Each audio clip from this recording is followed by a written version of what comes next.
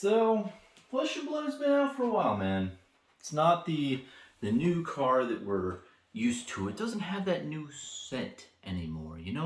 It's been for a while, and that's a good thing. But I want to address a lot of different subtopics around the whole talent system of Flesh and Blood, along with the unlimited products, Monarch, and you get a Toa Unlimited, and all this new age product that stores are not very happy about owning. And I just want to delve deep into it because I think that as a game designed for Flesh and Blood, it's brilliantly designed. But these new products with the talent systems, I feel, are making players disincentivized from buying product. So, to get into what I want to say, Welcome's Wrath and Arcane Rising were awesome. You had so many generic cards that could be used for any set going forward. Do you know how big that is? Basically, you could have a card in 2019 and it could be used in like 2039, because as long as it doesn't get banned or restricted or whatever, there's no card, the card pool does not rotate, guys. It stays the same. But what's crazy is with these, Monarch and now Toa cards, you've got the talent system. You get the light and the dark or whatever, and then you have the whole frost and lightning and earth and what have you. And when you have those types of cards, it only can be used with heroes with that effect. And I think what we've seen a lot recently in the last 6 months is players realizing, wait, I don't need to buy as much product as I did in the past. Like, there's no reason to. Why would you? And, I've been thinking a lot myself, not only as a collector, but as a player myself. Like, what cards do I need to actually play the game? And how many boxes do I need? And, in the next core set, unless there's Guardian or some other, really cool type of class that I'm interested in, I don't really need as many cards as a player. I've got my Bravo deck, and if there are no generics in this new set, then I'm not really going to need any from the new set to put in my deck, or I literally can't. Like, no chance at all. And I talked to a really good friend of mine. His name's Andrew, and he brought up a really good point that the game design with the talent system is kind of parasitic in a way. It eats at itself. And there's been a couple other games out there in the past that had this issue. There's one on the tip of my tongue. I forgot what it was called, but it literally died because it had a talent system in the past. It was like 24 different talents, and I wish I remembered the name. But let you can say in the comments below. But it was a very interesting story. Apparently it died, but then a year or two later it came back, and it's still very active today, and it's gaining traction because what they did is they took 24 talents and made it into 8 or something. Because if you think about it, if you're like this one class, one of the 8, and your box only gets printed every 4 years, you're segmenting a huge market of your, let's say, Guardian players for a talent, and you're saying, well, we're only going to print Guardian cards every so often, so they didn't need to buy all the products. Usually people, when they get into Flesh and Blood, what I've realized is they identify with a class or some type of hero, and they only want to play that. I'm like that with Bravo. I mean, recently as I've been getting competitive, I'm just, I've tried out new heroes and all that stuff because, I want to be better at the game. But I feel like for the casual, run-of-the-mill player, we really just identify with one thing and stick to it, like one or two. So if you have new sets with these talent things that are completely separate from the original product, it kind of disincentivizes you from buying products in the future. And it kind of, takes a lot of your market, the people who are interested in your game, and it just dissuades them from purchasing the current product that's out.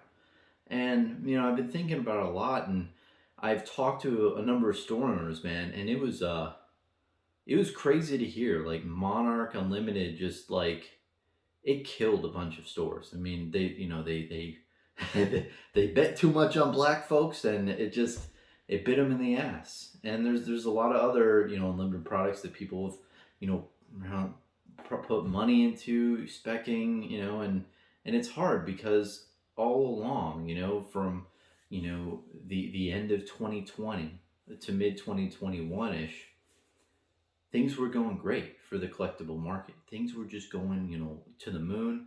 Collectibles as a whole, you know, they had a little dip here and there, but overall it was all the way up. And I think we're coming off that high, and it's really hard. It's like think of it like a drug in a way, you know. And a lot of this is a drug when you're investing or a collector, or even if you're a player. When you open a card and you're like, whoa, this is really expensive, or when you buy a box for $100 and it goes to $300. There's a lot of money to be made. I mean, especially with the playmats. You win a playmat at an LGS and it's worth $300, or you get a cold foil hero and it's worth $500, and you're on cloud nine, man. And then later on, you know, it drops in value, and you're like, oh man, or you win another playmat at another event, and it's like, oh man, this is only $75, not the $300 like it was in the past, and it can get tough as an individual. I mean, it feels good when you make money for literally no reason at all, just because you purchase something. But we're coming off that high, and we're coming off that, and these new future sets, in my opinion, just don't look like they're going to have as much value because of it. Now, there is some hope. I don't want to sound doom and gloom. There's hope out there, and there's something that I've been thinking about, and I think that the core thing is the talent system. You know, that dissuades new consumers, but you also have a much bigger supply in the past. So it's supply, it's, you know, the talent system, and then it's just, you know, the investors and collectors, mainly the investor group who originally were in this game, have faded away because they realize that, you know, the well's dry. You can't just flip this shit so easy because it's a low supply. So, you know, those are the three factors that I believe why the product of Flesh and Blood, the new product, isn't going up in value as much, and why you have this kind of negative, like, you know, weird emotions that people have. You feel me, man? Those three reasons. You know, very high supply because, you know, this is a world-class game now. You have also the players who don't need the cards from the talent systems in the new sets. And, you know, you have the investor and collector group being like, meh, look at all these other free trendy ideas like out there, all these Kickstarter. Let's take my money and earnings from Flesh and Blood and put it in that stuff because that's going to 10x, 20x my money instead of Flesh and Blood that might, you know, 50% increase or 100% increase. 50% in a year is way too low, folks. We need those, you know, 1,000, 2,000 gains in like 2 months. That's what we're really doing as as collectible investors. But to go on to more of an idea and something that would, you know, alleviate this system. I don't think you can change the investor groups unless you make like highly limited cards and whatnot. And that could be. Maybe we have like a rainbow cold foil card and it's like 1 in like 500 and it's a super chase card. You know, that could get people interested in the game more as an investor.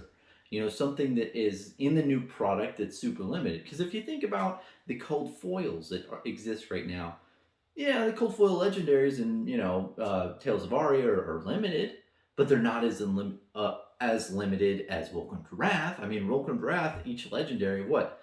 I believe it's like maybe 800 or 1,000 cards.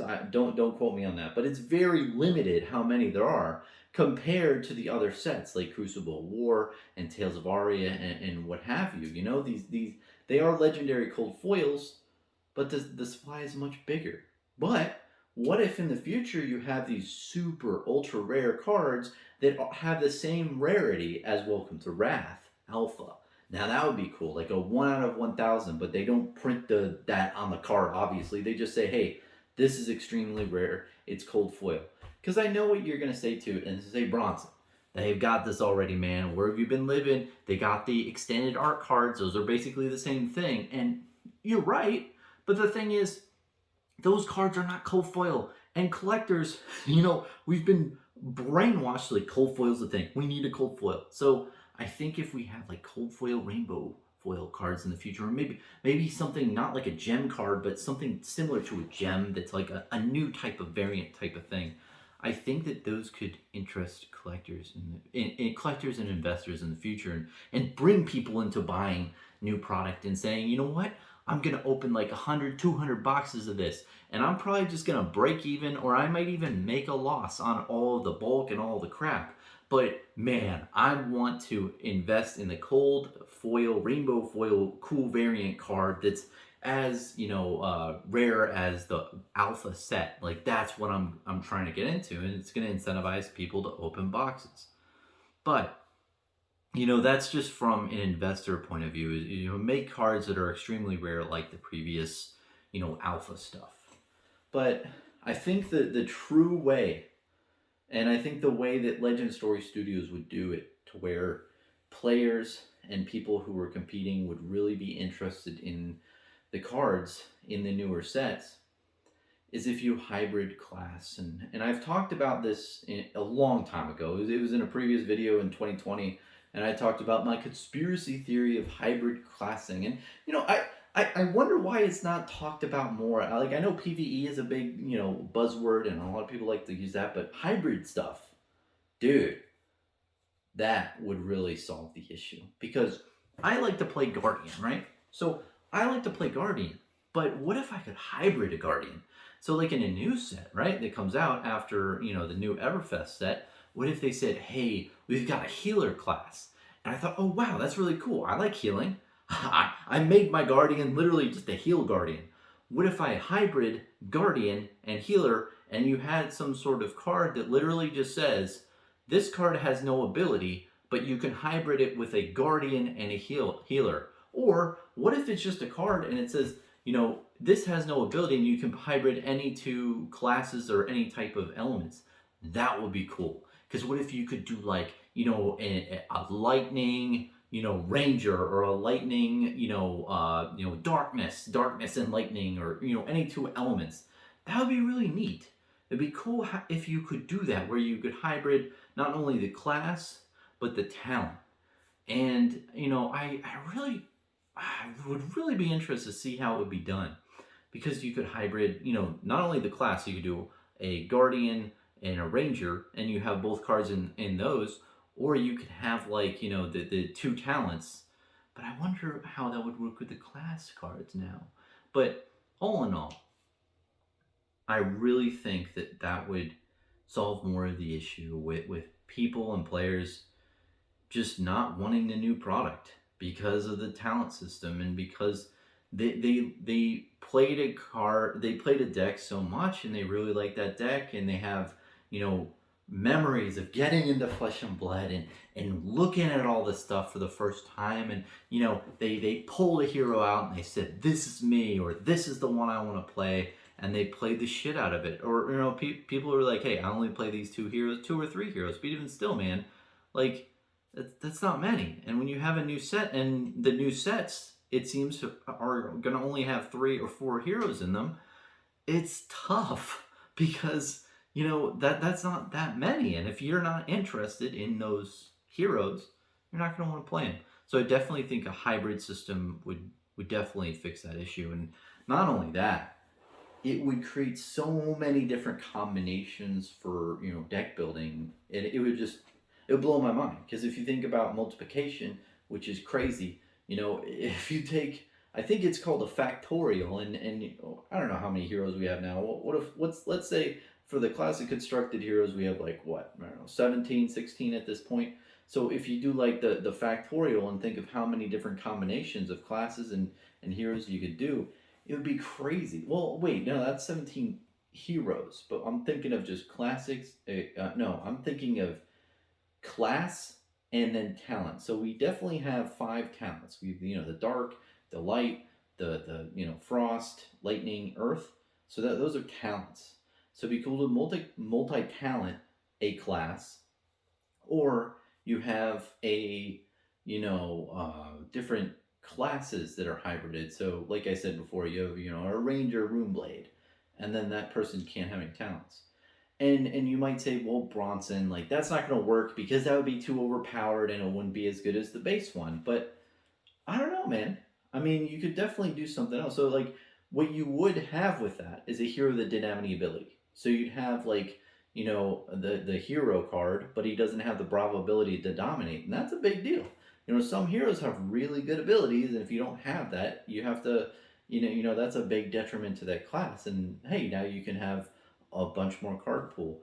I mean, even if it's a little bit overpowered, like let's say you had like I don't know, a ranger with two talents, or no, well, we already have that with Lexi, but let's say you had like a dark and a lightning dark card, right? Like even though that hero could have both of those, maybe you do a detriment. Maybe that hero can only have like 30 health points out of instead of 40.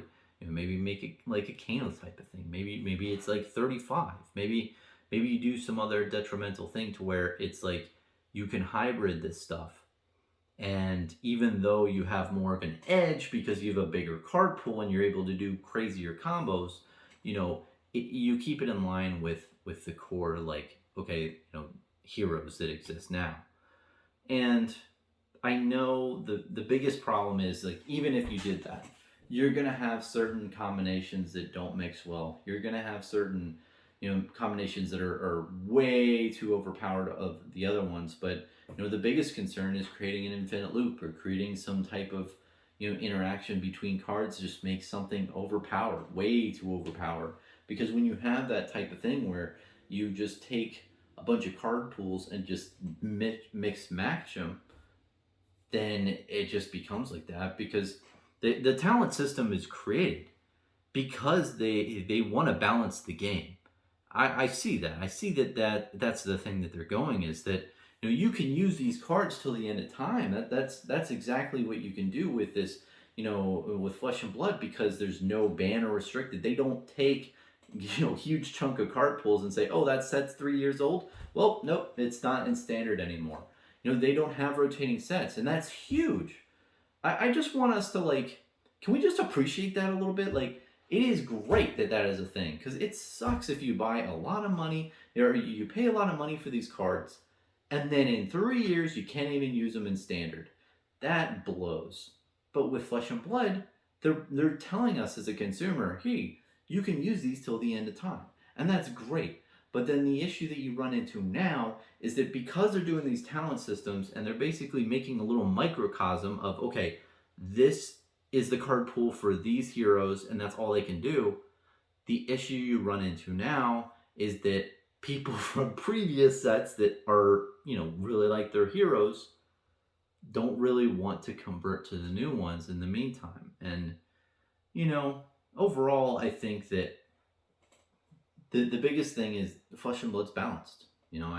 I know people might say, Lightning Briar and all this stuff, and that's overpowered, and Chain was overpowered before.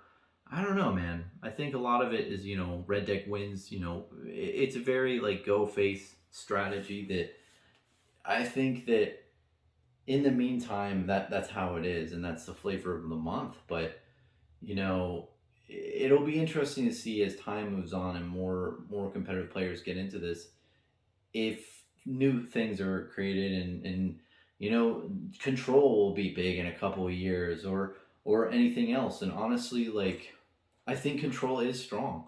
I think mid-range is strong in Flesh and Blood. The biggest issue with it is the time. Is the time aspect. And this is a totally not other video, but if you think like, oh, Flesh and Blood is not balanced because only the fastest decks win, only Chain wins, and only Briar wins, and all that stuff. Yes, they do. And yes, it's a great deck. And yes, it is top tier. But I think that all the control builds are just too fucking slow. And the reason why that's bad is because the longer you draw off the game, the closer you are to getting a draw. And if you get a draw in Nationals, one draw, you're done. Like I'm sorry, man. You're done. A draw counts as 2 losses in a lot of events, man. And it just sucks. And I don't think there's too much way of recovering from that. And especially if you're playing against players who just take up a lot of time. And no offense to them, I know a lot of people are new, but nationals, it's supposed to be like, hey man, but even still, even good players, man, if people are playing control, I've played control a lot, so I know this, is that you get faced into getting a draw a lot. And a lot of times you have to tell your opponent very kindly, like, hey man, it's getting close to 20 minutes left. We got to pick up the pace. And when I do it, I say it respectfully. I'm like, hey, I have to play it faster too. Like, I'm not doing, even if I'm like instantly playing all my hands. Regardless, I say that too, just to say like, hey, just not to be a dick, just to be very cordial here.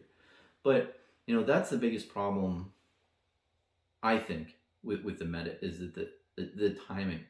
And I think if that is fixed, if there's some sort of chess clock, if there's some sort of mechanism to where your opponent just can't stall you out, I think we're going to see a lot more control decks. But at this time, there's no incentive for any player at all to go any type of control, because if they do, they're gonna get bricked by newer players, and they're gonna get a draw, or they take a loss, and then it's just not viable, in my opinion. And as you know, I'm just a normal guy in a normal room, and I'm a collector, so I don't know too much about metas and stuff. It hurts my brain. But you can't refute the solid evidence of, hey, if you play Oldham, or if you play Control Bravo, and you play in any of the big tournaments, if you go up against a player who does not play very fast, you will most likely go to a draw. And because of that fact, it there's no reason why you should do that, because you could fly out to the city that a calling is based out of. You spend like hundreds of dollars, you spend tons of time, you sit in your seat your first game, and you get bricked, go to a draw, and then you're done. So that's kind of my rant on that, even though I didn't want to rant on that. But the point is talents. And I think the biggest thing that Flesh and Blood can do is do some hybrid thing. Or maybe even say like, hey, well now this class can have like 5 of this talent and 5 of this talent. That would be fine. That would limit it. Then you couldn't build like some crazy thing like, hey, you have 5 ice and 5 dark cards. Boom, done. It affected your deck construction. That's an idea.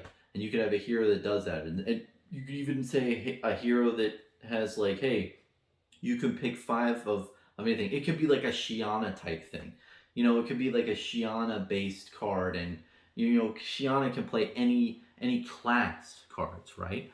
Cards from any of the specialization cards that say like, okay, only Bravo can use this, only Levia can use this. Shiana can use all those. But what if you had some hybrid type of card that said, hey, you can take 5 of this talent and 5 of this talent, or you could even just do it like, hey, pick 2 talents and you're good. Maybe they'll do that way in the future. Who knows? We'll see. But regardless, the Flesh and Blood game and the Unlimited product and the products that are coming out now, I'm sorry to break this to you, but they're not going to go up 5, 6, 10x in a course of a month or two. It's done. It was nice while it lasted. It was great. It was great seeing your purchases go up sky high in a relatively short time for almost limited amount of work for you. And I know that this has affected game stores. I know that game stores can't sell the products fast enough, and they have a lot of inventory set up, and a lot of cash is stuck in all this inventory that's going to take a pretty long time to sell. And sometimes you have to take the loss, and that sucks. And that's how it is. But overall, Flesh and Blood is a really, really balanced game when you look at it overall, man. I mean, we've seen a lot of different, viable heroes, and of course some heroes are better than others at current time, and we'll see how that, goes in the future. But I just think that overall, the game's great. And the talent system, though, is preventing people from purchasing product in the future. I think something needs to be done with that in order for current players to buy more of the packs. And of course, I think that players are going to play their sealed events. or any other type of events that are, the draft events, any type of thing where you're open product, of course. And it's great that Flesh and Blood is focused around draft and sealed for most of the events, because it makes people open the boxes. It makes people play games with cards that they just open, and that's great for the stores. But overall, it's just, you know, the whole incentive of opening new product, the whole incentive of what is my incentive for buying this new product. I think that's a real core thing that we need to ask ourselves. And yeah, it'll be interesting how things unfold in the future. But I think that if anyone is in that position, I will disclose, at the end of this video, I own a good amount of unlimited. I believe in the game. I love the box, and I like the game. I really like the game. Like this box, man. Welcome to Wrath. Oh, jeez, it's beautiful. I love the grungy artwork. I just love everything about it. I love the heroes. All the cards in this box, man, are just beautiful. And I believe in it, and I bought a bunch. And do I think it's gonna go up, 10x, 20x, or anything? No, I don't think it's gonna go up that much anytime soon.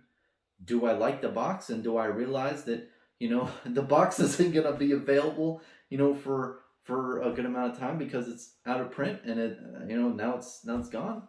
Yeah, and that's why I want to buy a bunch. But I think we have to look back and say, like, hey, like, if you were in this community a while back, and I know I'm rambling a lot at the end of this video, man, is that the biggest concern I had for the game was the products were overpriced. The amount of money that it required to take to buy a competitive deck, back in late 2020 was like $500 or $800 because the price of the cold foils just like skyrocketed. And that is a valid concern. But now, where all the card prices and the boxes and the products are relatively affordable for the consumer who's playing the game, can we really be upset about that? I mean, I don't know. Like, am I upset that this isn't like that I bought these boxes? I don't know. I think I bought a bunch of my boxes like maybe back in March or May. I bought like a bunch of Vulcan's Wrath Unlimited. And am I upset that it's not that it dropped in price? Not really. A little bit, of course. Of course, I don't like to lose money. Of course, I would like to buy it at a smaller price and all that stuff. But honestly, it's just, it's good for the game. It's good for products to get, be affordable to the consumer. I think if we look at it at a consumer standpoint, it's good that they're affordable. But, current, and I think for new players, it's good. But for existing players who have new products, something needs to be done with the talent system, in my mind. Something needs to be done to where people want to open it, to play it, even though they are existing, so they can meld their current cards with the new cards for the players. For the investors and collectors, I think adding something extremely rare in them, like huge chase cards, are also a great thing for the newer products, so that those individuals are interested in opening the boxes and interested in pulling those very rare cards for their collection. Because even though the cold foils themselves are great, it's kind of diluted because the supply of the legendary cold foils in the new sets aren't as rare as the previous ones. So I think that's all I wanted to say. I know I rambled a lot. Thanks for listening to me, man. It's just my thoughts on the market as a whole, because I know we're in a slump. I know everybody's like, things aren't as sexy in Flesh and Blood as they were in the past. But that's good. It's good that this game's aged. It's good that Flesh and Blood is still around, and it's great that it's growing and growing and growing. But of course, the good times were great, but they're done. And now we have the game. Now we have playing the game. At the end of the day, that's what it's all about. Just playing the game. Let's watch.